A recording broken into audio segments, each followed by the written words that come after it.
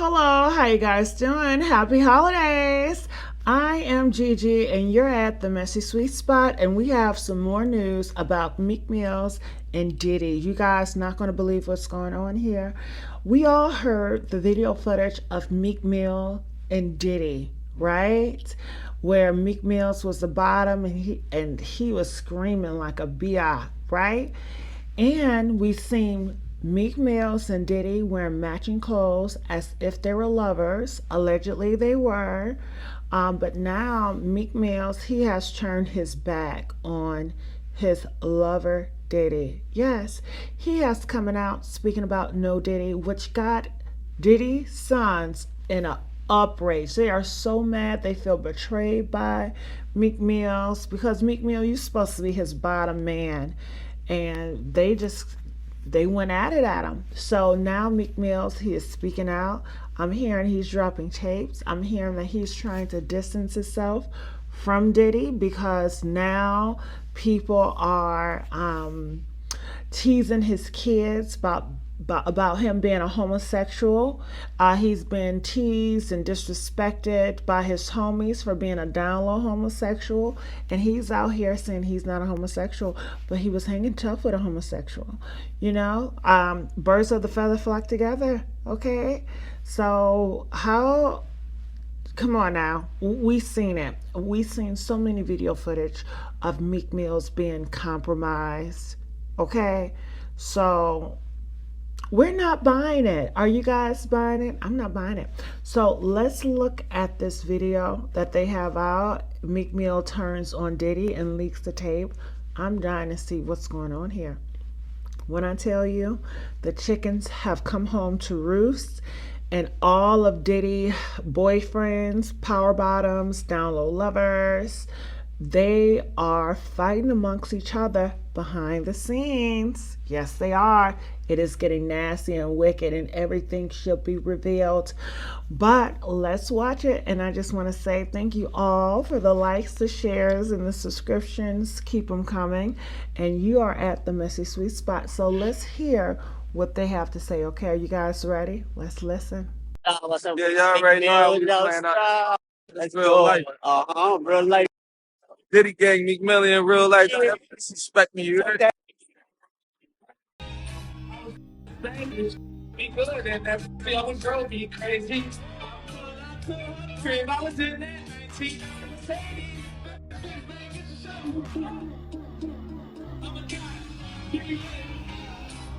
I'm joking.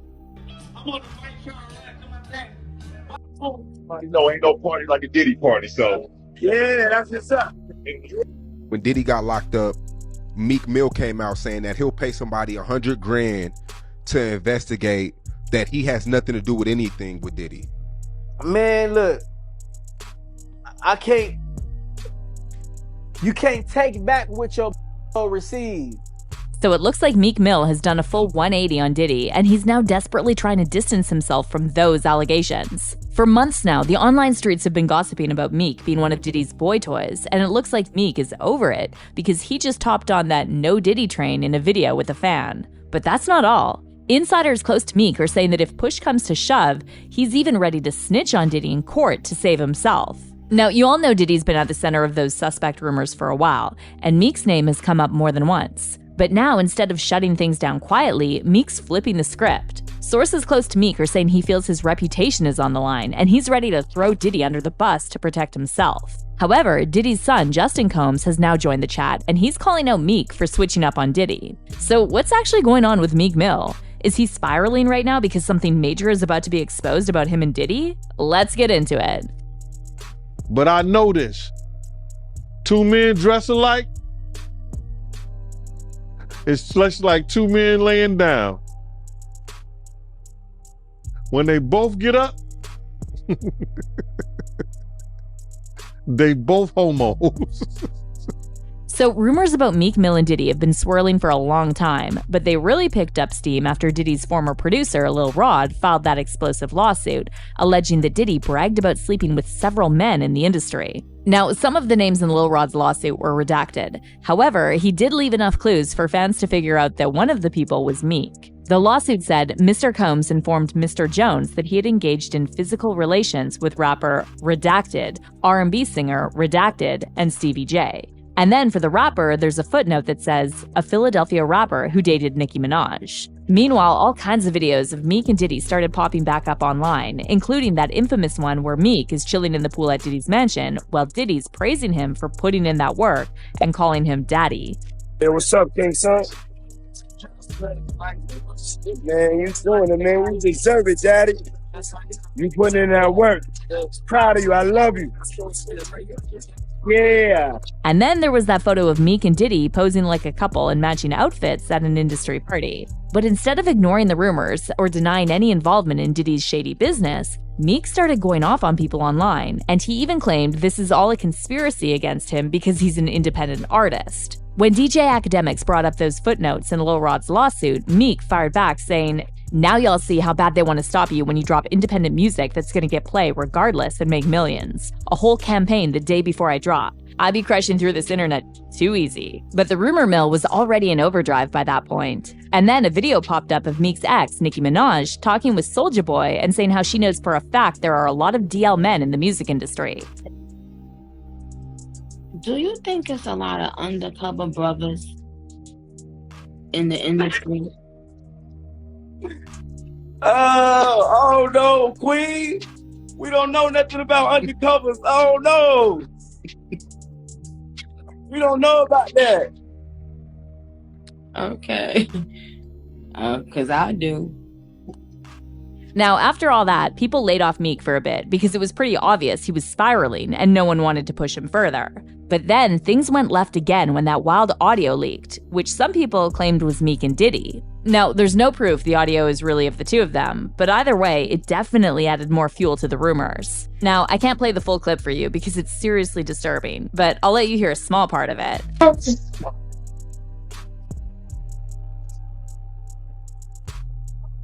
But just when you thought it couldn't get any messier, Meek was also caught following a spicy page on X that exclusively posts videos of black gay men. And that's not all. An old song that Meek recorded a while ago leaked online where he talks about chasing his dreams and asks forgiveness for what he did with Diddy. All these rumors really hit a nerve with Meek, and back in September, he even said he'd pay private investigators $100,000 to dig up every little detail connecting him to Diddy and his alleged crimes. Then earlier this week, he put an offer on the table, a $100,000 reward for anyone who can figure out how he got named in Rodney Jones' lawsuit in the first place. He tweeted, I want to hire an investigative team $100K cash to find out every specific detail involving Meek Mill name to Diddy case. I also want them to look at who is powering the media involving Meek, anything to do with Buddy.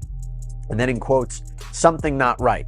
And then he followed that up minutes later with, the streets know what's up with me. That's not the case. We talking about business side, somebody powering these bad campaigns with Meek Mill. Again, I got $100K for a thorough investigation of what's powering and how exactly my name connect to this. Remember when Kanye claimed that both Meek Mill and Diddy are feds who made up a deal with the higher-ups to keep other celebs in check? And what's crazy is that Kanye made these comments long before all these allegations about Diddy came to light. So if Kanye's right and Meek's been playing both sides, it wouldn't be too far-fetched to think he could snitch on Diddy if it means saving his own career. So back in late 2022, Kanye made waves when he called out the puppet masters of the industry, claiming that a lot of rappers and celebs are just following orders from their higher-ups. Fast forward to Kanye's Drink Champs interview, and he alleged that both Meek and Diddy reached out to him, apparently trying to silence him.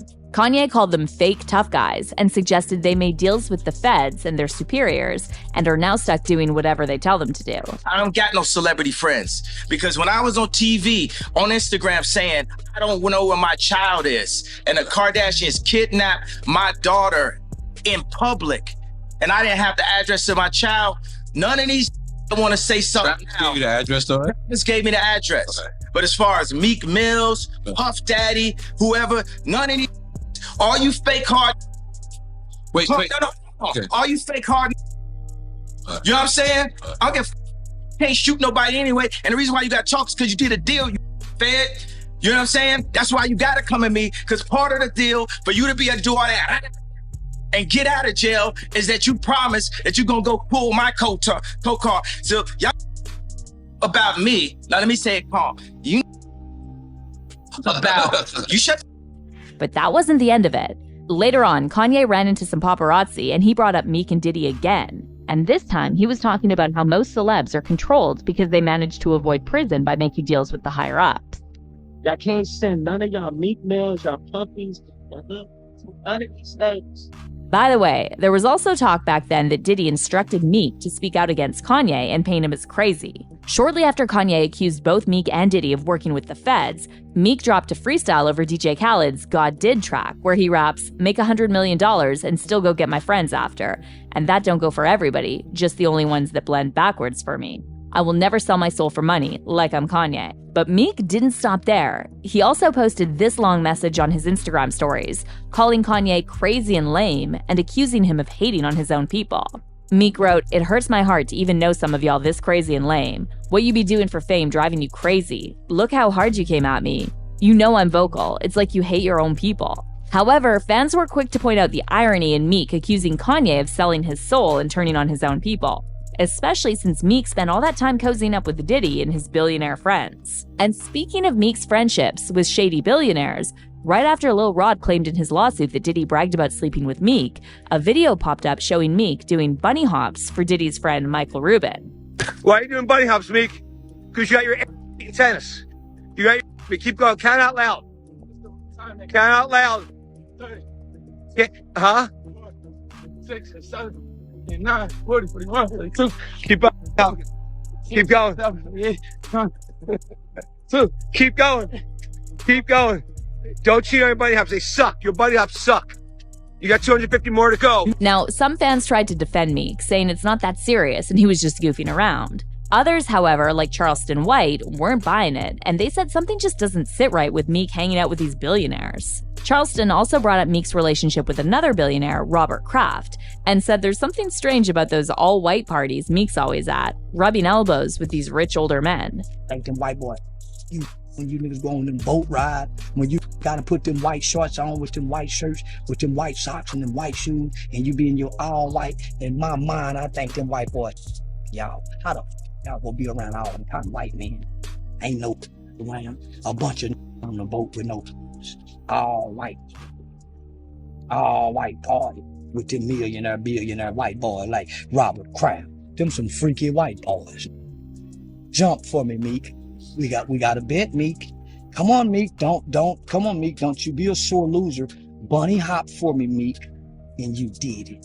Now, we'll get into Meek's special friendship with those rich white billionaires in a minute, but there's another update in the Meek and Diddy drama that we need to talk about first. So it looks like Meek's trying to distance himself from Diddy now that all those allegations against him are making headlines. Instagram page Hood Report recently posted a video where a fan ran into Meek in public and asked him for a shout out. And in the clip, Meek made it clear he's not messing with Diddy anymore by using the "No Diddy" catchbridge, which started trending after all those accusations surfaced. Yo, Star, what's up? Yeah, y'all already know.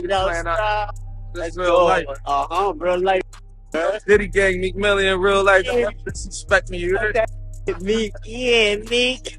But here's where it gets messy. It looks like Diddy's son, Justin Combs, is feeling some type of way about Meek switching up on his dad. Justin was quick to check Meek, and he responded to DJ Academic's post about Meek's "No Diddy" comment with a shaking my head and a facepalm emoji. However, fans are saying Meek should probably just chill and keep quiet because all he's doing is reminding everyone about how close he was with Diddy all those years. But what do you think about Meek trying to distance himself from Diddy now? And how do you feel about Diddy's son, Justin, reacting the way he did? Drop your thoughts in the comments. And now, let's get back to those rumors about Meek getting cozy with white billionaires, particularly Michael Rubin.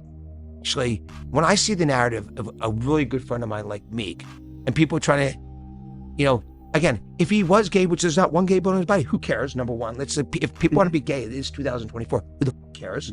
Okay. Number two, there's not a gay bone in his body. So why do people want to lie about that? Why are you doing bunny hops, Meek? Because you got your ass beat in tennis. You got your ass beat. Keep going. Count out loud. Count out loud. 6, 7, 8, 9, 40, 41, 42. Keep up. Yeah, Mike. Hug you right now. Come and hug you. Big hugs. I love you. So Michael Rubin, the certified weirdo billionaire, really stepped in it while trying to defend his friend Meek Mill. He made some highly questionable comments on The Breakfast Club, and let's just say fans are now more convinced than ever that Rubin might have taken Meek shopping, if you know what I mean. But let's not get too caught up in Meek's bedroom preferences. The real tea is that Michael Rubin is allegedly one of those gatekeepers with a certain, let's call it a taste for black rappers. Word on the street is that if you're an up-and-coming rapper, desperate to make it big, you've got to play Rubin's game and rub elbows with his powerful friends at those infamous white parties to move up in the industry. And the gossip keeps getting juicier. Remember last year when rumors were flying that Lil Baby got turned out by Rubin at one of those white parties? Well, now there's growing speculation that Meek Mill might have also done some questionable things with both Rubin and Diddy. And word on the street is that Rubin has this strange obsession with targeting young black rappers and passing them around between his billionaire buddies in some bizarre humiliation ritual. I mean, who can forget that video of Meek doing a bunny hop for Rubin on a tennis court and then cozying up to another billionaire, Robert Kraft? You can Google this stuff on TikTok. They got me like as I'm following Robert Kraft for them. They control me like puppets.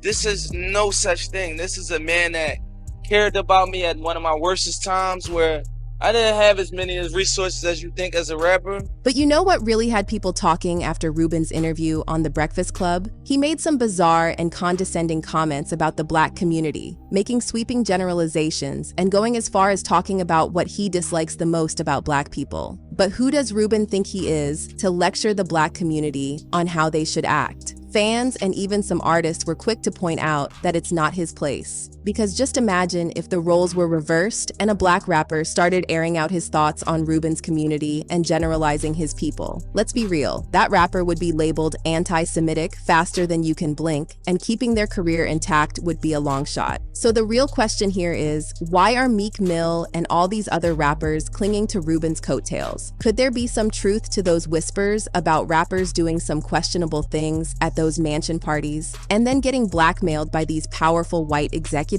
And what exactly did Rubin say about his friendship with Meek on The Breakfast Club that's got everyone side-eyeing him? Let's dive in and find out. Maybe. So one thing I've learned about black culture that I don't like is that black hate on hate. Speak on that more. I heard you say that earlier, and I wanted you to expound on that. You said you don't like to see black people tearing down other black people. Yeah, it's horrible. Like it's horrible. Michael Rubin, Diddy 2.0. So according to his Wikipedia page, Michael Rubin was born in 1972 in Philly and grew up in a Jewish family in Lafayette Hill. His mom was a psychiatrist and his dad was a veterinarian, so he had a pretty solid upbringing. Rubin was already showing off his entrepreneurial skills at just 14, and using his bar mitzvah money and a lease his dad signed, he opened up his very own ski shop.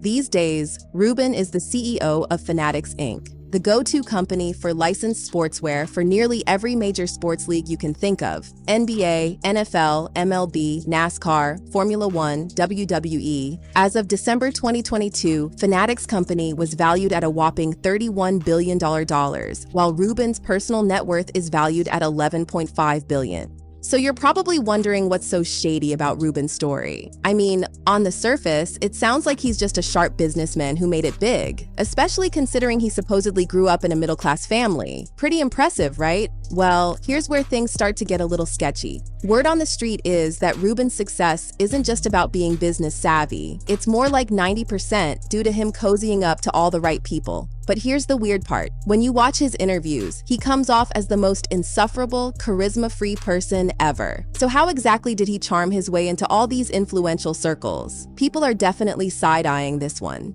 And, our Super Bowl party, by the way, this was like this year's Super Bowl party. I was like, when I had many of the owners of the football teams come up and tell me this is better than the game itself, I thought, like, literally, that's what people were saying to me. Yeah. I think what we like to do is bring the right people together in a room and then great things happen. Now you've got to see this clip where Rubin spills the tea about how his girlfriend had an accident at his white party. 50 people coming. We've had some significant accidents at the party over the past 2 years. Okay. The first accident that happened was, I want to make sure I get this right. Charlie D'Amelio sliced Dixie D'Amelio's finger trying to cut a bagel at 3 o'clock in the morning. Okay. That led to several stitches. That was year one's accident. So we actually thought we would be really prepared, and we brought in medical staff for the party. Because even though there's 350 people, we had a whole, medical SWAT team there. And so I went to the bat. So after like 12 people performed, it's just like this incredible, like just natural performances that broke out of the party. I went to the boys' room, and I knew I was turning 50 this year. And so my 50th birthday was coming a couple weeks up, which was pretty depressing for me. And so Joel Embiid's running out to me, Michael, you got to come here. You got to come here. Camille got hurt. This is my girlfriend. He goes, Camille got really hurt. I'm like, remember this? Yeah. I'm like, Joe, like stop. Like, I'm not falling for this. Right. Like, I'm like, no, you're not tricking me. And then they're like, you got to go upstairs. And all of a sudden we just had my third daughter, our second daughter together a few weeks earlier. Thank you. And so she fainted. Now, I would say, the truth be told, that she tried to drink with the boys and wasn't able to handle it. Yep. He's still going with fainting. It's a real debate within the Rubin household. I would probably side with you on this. Yeah, this is no matter. And she actually gets mad at me when I tell this. She's going with a faint. I'm going with. But anyway, she fell over and hurt herself very badly. So I left. I had to leave at 12:15 the party. Why'd you have to leave? Because she had to go to the hospital. They thought she had That's why you got the medical tent.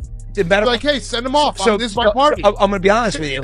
So the EMT doctor comes in the room. Joel was in the room, and they're like, her neck could be broken. I'm like, she's fine. Give her a drink. Like, don't worry about it.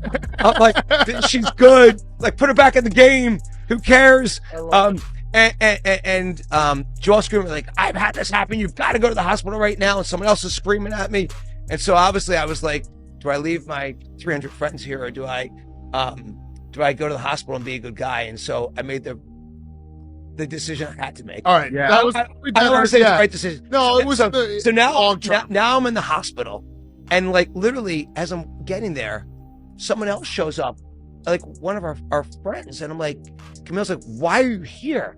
She's like, oh my God, when Drake got up and started performing, I jumped into a speaker, she had blood coming out of her. Oh my God. She cracked her head open. So literally I'm in the hospital, and I've got Camille there waiting. I've got this other friend of mine, BJ, there, who's got blood squirting out of her head. We need like 20 stitches in her head. So we've now had, with a total of 350 people, we've had like 3 real accidents. You need to do the party at the hospital. Well, that would be a good idea. But so we're now increasing the medical staff this year, but the party starts at 5 p.m. It goes till 4 a.m.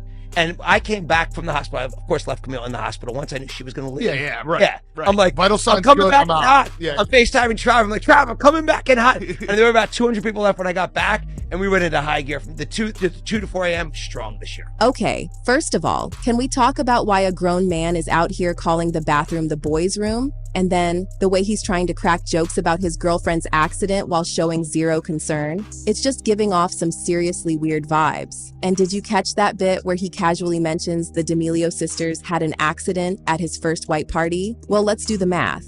Rubin's first white party was in 2021, meaning Charli D'Amelio was only 16 or 17 at the time. So why on earth was she at Rubin's party at 3 a.m.? Oh, and let's not forget about Rubin's own daughter Kylie, who was 17 and getting super cozy with Drake and Meek Mill at her dad's party. The whole thing just screams sketchy.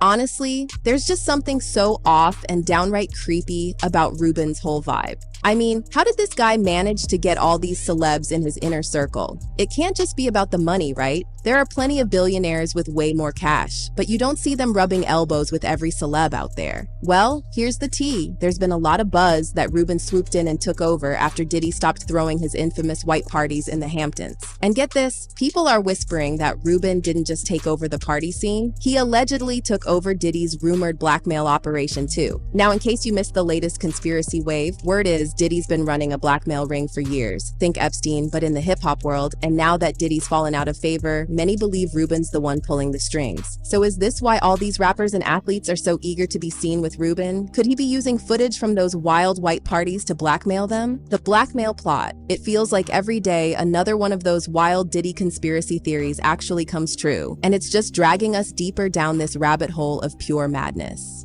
The latest jaw-dropping rumor?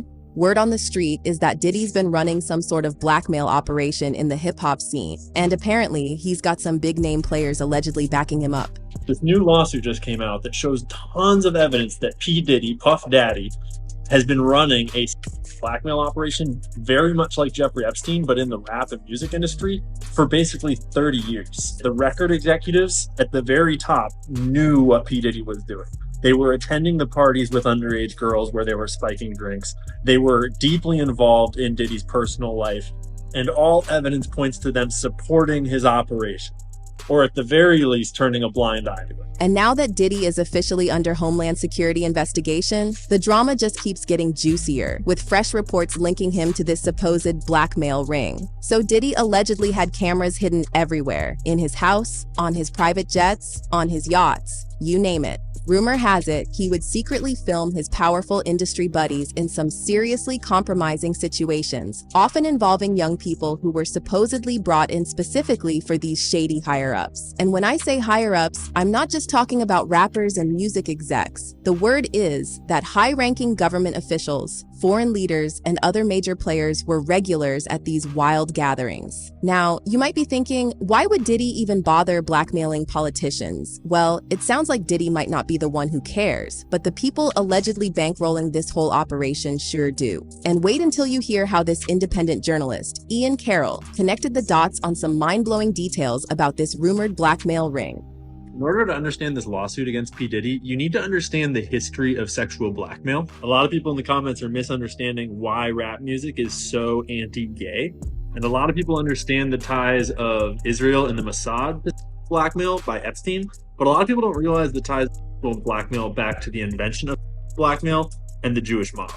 So if you don't know what's going on, Diddy, one of the most influential people in the rap industry over the last 30 years, just got served this court case that alleged all kinds of crimes, including murder and but especially having all of his homes wired with cameras and hosting parties with underage girls, rappers, label executives, celebrity politicians, and collecting blackmail on tons of important people. And so the bigger picture is not filled in directly. You have to kind of understand the history of this stuff and what each thing might imply about the bigger picture. And that requires an understanding of the history of this stuff. And it's not complicated, and it's a wild story. So, the FBI was founded by J. Edgar Hoover. He actually was the head of the Bureau of Investigation, the BOI, before the FBI was even invented back in the 20s. He served there for 11 years. Then they invented the FBI, and he served as the head of the FBI for 37 years, totaling 48 years leading what was more or less the FBI. So we're talking like all the way from like the Great Depression through World War II into like the 60s. Like through the 60s music revolution into the 70s. All of that time period, the FBI was led by the same person, and he was one of the most corrupt government officials in all of US history. And understanding the state of organized crime and of law enforcement in America is impossible if you don't know about J. Edgar Hoover. And understanding the nature of blackmail is impossible if you don't know about Meyer Lansky, who was a boss in the Jewish mob back in the 30s, 20s, like Prohibition days and so on. Meyer Lansky, this Jewish mob boss, basically invented the concept of sexual blackmail. And he did it by blackmailing J. Edgar Hoover, the guy who was explicitly supposed to be taking guys like Meyer Lansky down. The Wikipedia articles are sanitized, but basically Meyer Lansky had a photo of J. Edgar Hoover using his mouth on his main assistant, Clyde Tolson. Realistically, it was his boyfriend. They were a couple.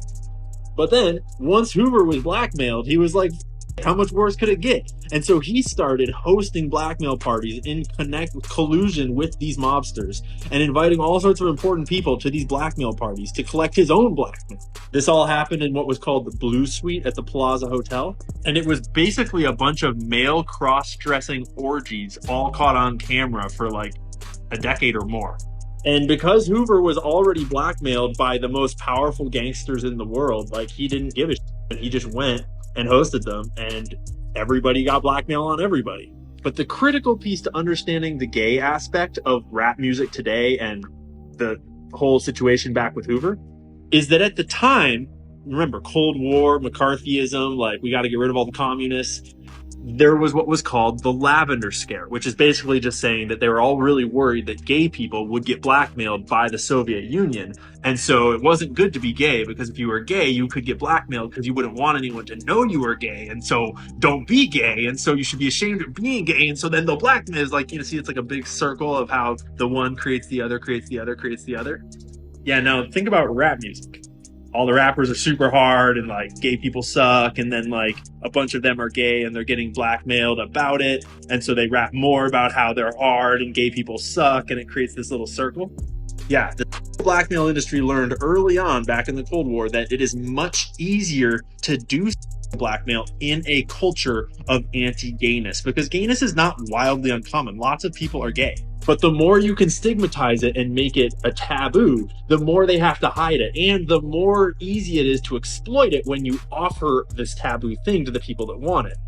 And then the stronger your power over them is when you have them on film doing it. You feel? So, back to our boy Diddy, who founded his record label when he was only 24 years old. Became one of the most successful record labels of the time. He was able to do that because he was financed and supported by his mentor, Clive Davis, who just happens to be gay and rich and Jewish, just like Meyer Lansky was. And at the time, he was one of the most influential men in the music industry. He'd managed all kinds of the biggest name artists that you've ever heard of.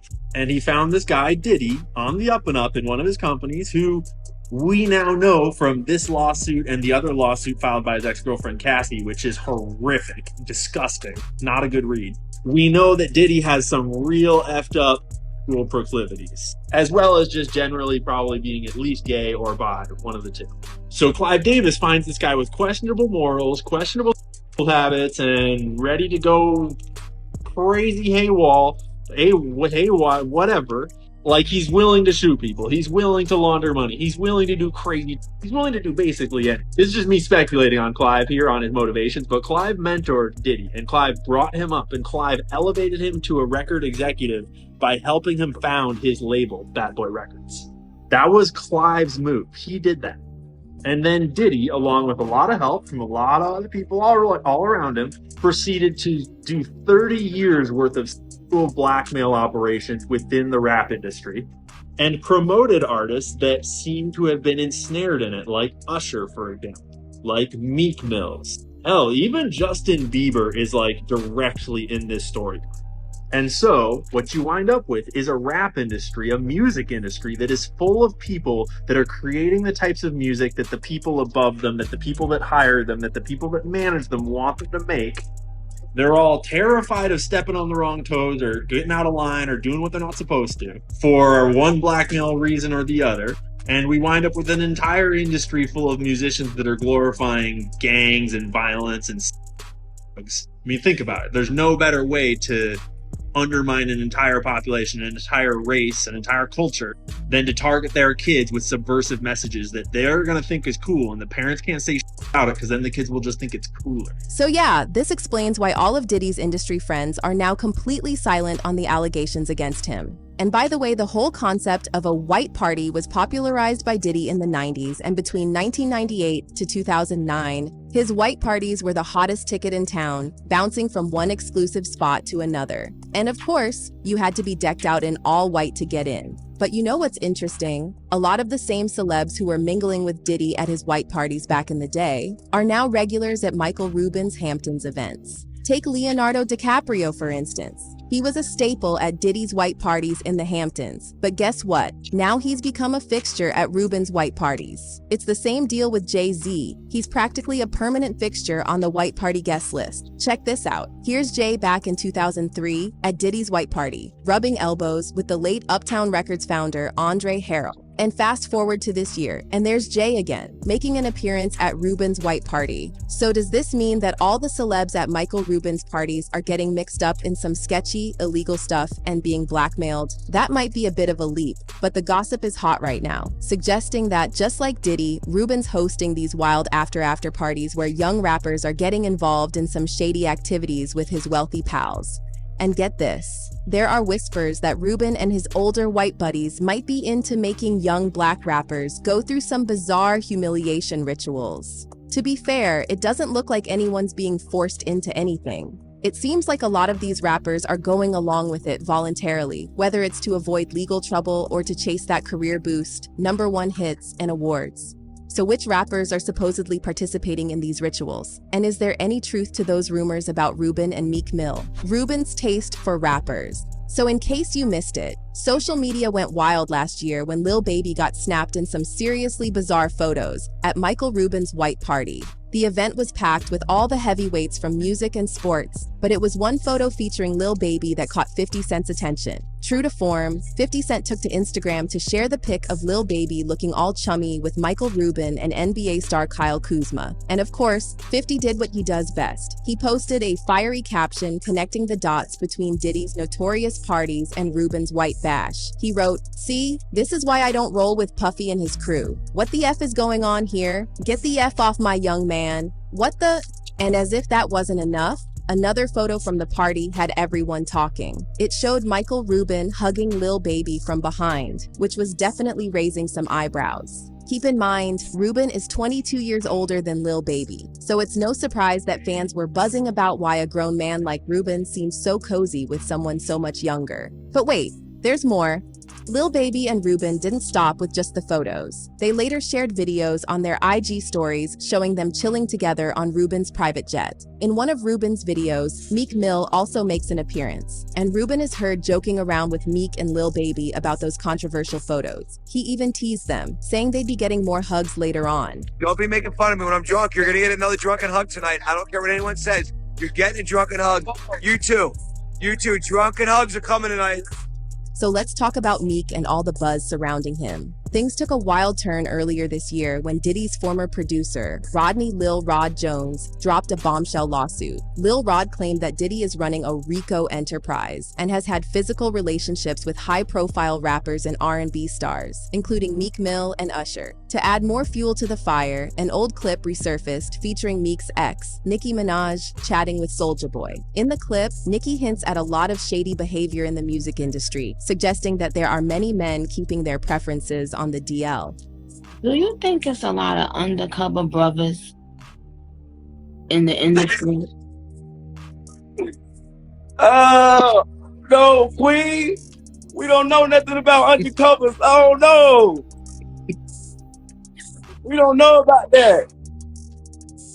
Okay. Because I do. And then this photo resurfaced of Meek and Diddy wearing matching outfits, adding even more fuel to the rumors. And as soon as this lawsuit hit the headlines, Meek Mill jumped into the fray, clashing with bloggers and fans on social media. However, here's the kicker. He didn't exactly shoot down the allegations outright. Instead of simply denying his involvement in Diddy's alleged criminal operation, Meek took a different route. He launched into a rant, accusing people of trying to sabotage him simply because he's an independent artist. After DJ Academics talked about Meek seemingly being mentioned in Lil Rod's lawsuit, Meek clapped back saying, "Now y'all see how bad they want to stop you when you drop independent music that's gonna get play regardless and make millions. A whole campaign the day before I drop. I be crushing through this internet-ish too easy." Meek then directly threatened Academics, saying, "Academics, didn't I tell you stop playing with my name? I don't know what I'ma do when I actually see you. It's gonna have a combination to it though." But Meek wasn't done yet. He started posting a series of awkward tweets where he tried way too hard to prove he's into women. One tweet even bragged about running red lights just to get that certain feeling with a woman. Now, as you can imagine, fans thought Meek was doing too much and getting a little too defensive.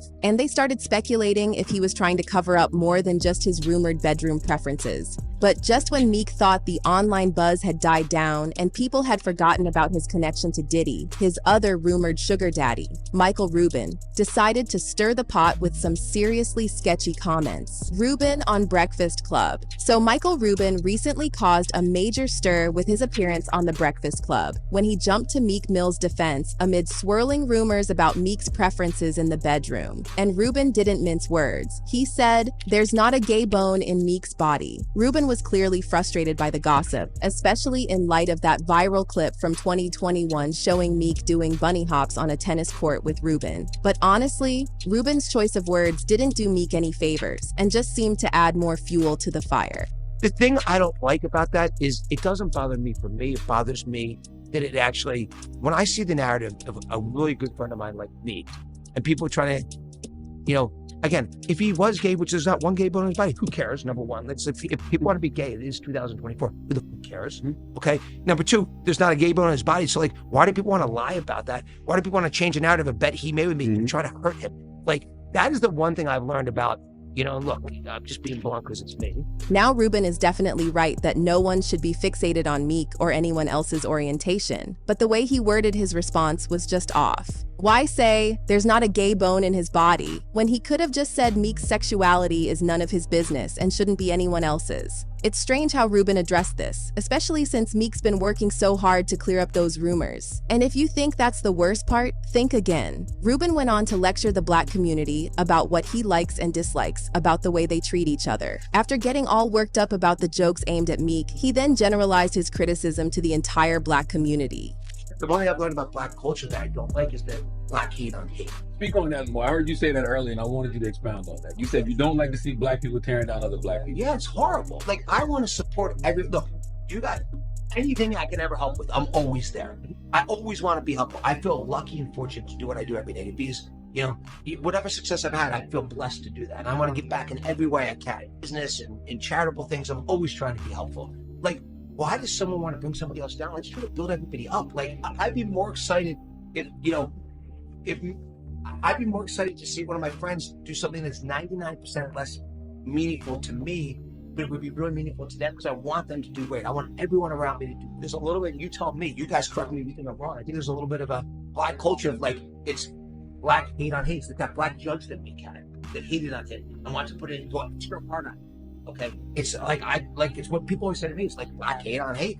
So I think it's something that I think it's culturally wrong. But as many fans pointed out, where does Michael Rubin get the audacity to tell Black people what is culturally wrong with them? Because like I said earlier in the video, imagine a Black person talking about what is culturally wrong with Rubin's people. Do you think Black celebs can go into their spaces and start lecturing their community without facing backlash? I mean, we all saw what happened to Kanye. Now, Rubin did later apologize in a message shared on X, and he said that someone he respects very much called him to check him about those comments, and fans are now speculating it was none other than Rubin's close friend, Jay-Z. Rubin wrote, "I got a phone call from one of the people I have the most respect for in the world. They told me while they appreciate my intention, it's not my place to speak on Black culture. I get it and really appreciate the input. My intention was to say how important it is that we need to uplift each other, stop hate on each other, and push each other to win, and always root for each other's success. My bad.